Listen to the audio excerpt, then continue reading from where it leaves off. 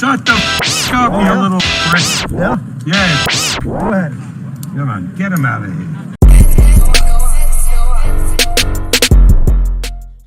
Man, what's your beef with AJ, man? Like, what's your beef with this dude, man? Why you hate this guy so much, bro, man? He trying to call him, want to apologize. Ain't nothing to talk about, man. When Until we fight, he called you to apologize? He called my publicist, you know what I mean? When did he do that? The same day after the press conference. Ain't nothing to talk about, man. If you want to talk business and we talking about a future fight, then yeah, we can talk. But until then, nigga, we not gonna be friends until I punch you in your mouth. You know what I mean? It's like it's like that thing in school. You got guys you don't get along with, but y'all fight. Y'all become best friends after that. But no, until I touch his chin, ain't nothing to talk about, man. Oh boy, Jarrell Miller, Jarrell Big Baby Miller.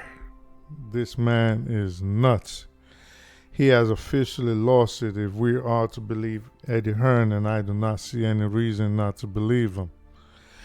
You know, I used to think the only effects that occurred from the use of banned substances like PEDs was only things like back acne, roid rage, uncontrollable anger, damage to your internal organs like your liver, kidney, colon, your heart, or holes in your stomach area like you just been shanked penitentiary style by a file down toothbrush. You know, those kind of holes that Tyson Fury was pointing out that was on Usyk's stomach when he accused Usyk of being a drug cheat.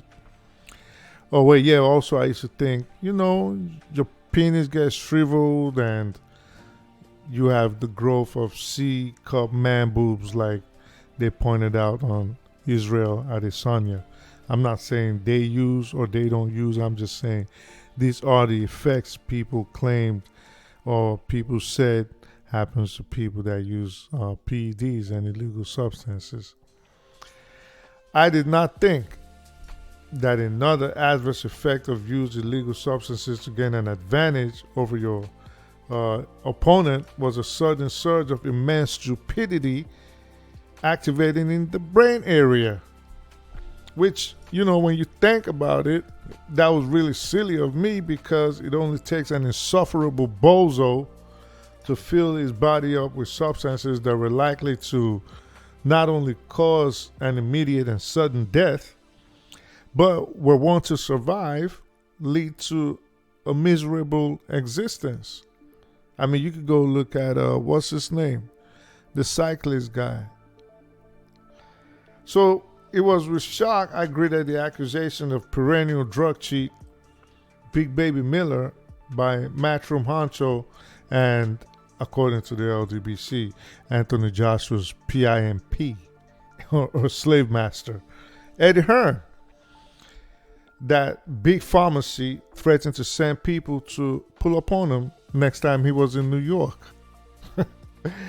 Okay, snitches get stitches, so I cannot authoritatively say if the nice folk, big CVS aisles 12, 15, and 17 was going to send after Barry's son, were going to accost him for autographs or to smoke his spoiled ass. All I know is that Eddie wasn't backing down. He wanted all the smoke. Surprisingly, he wanted all the smoke that was being blown his way by Big Baby Miller. Eddie was basically like, bring it on. You know, you promised smoke, I want to see smoke. I mean, you look at Eddie Hearn these days, he's shredded. You seen his latest pictures? Yeah, that man is he's shredded. So maybe I shouldn't have been surprised at his confidence. Anyway, I will be playing you a few recordings and you can hear it yourself from the horse's mouth. In the meantime, please press the like button, subscribe, comment, and click on the notification bell to get notified first about future videos. Tell a friend to subscribe to the channel. It will be greatly appreciated. Let's go.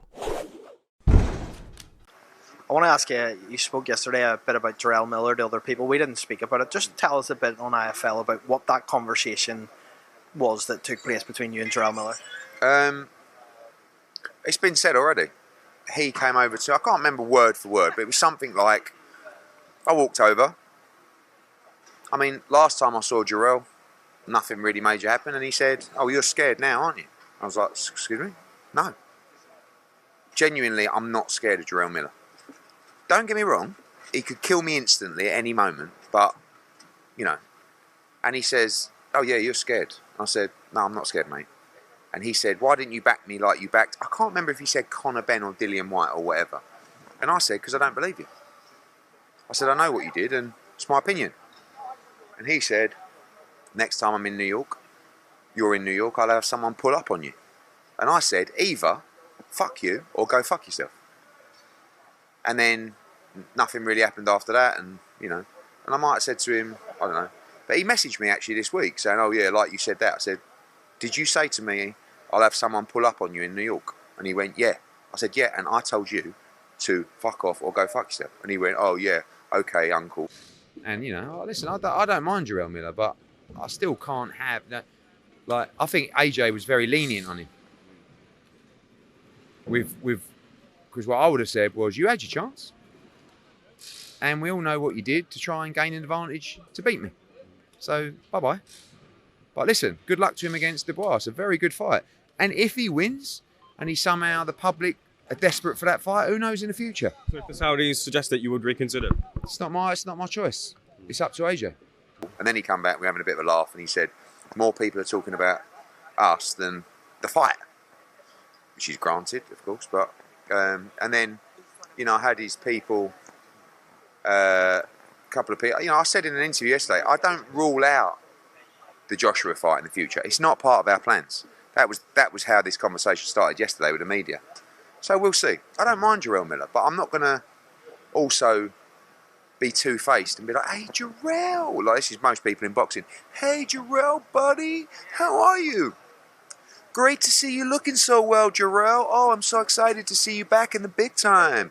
And then get off, and then they say, "Look, you know, Jarrell Miller up there, see him fail his drug test." I'm just going to give it to you straight. I don't like what you did. Never going to change my opinion on that. We can move on. We don't need to discuss it anymore.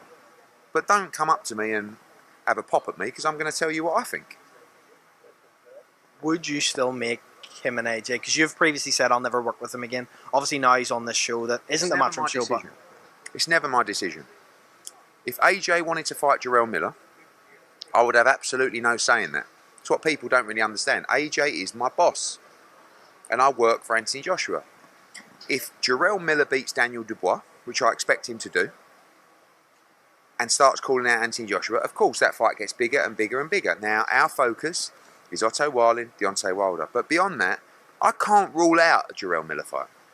I don't really feel like he should get the opportunity, because he had the opportunity for millions and millions of dollars, and we all know what happened.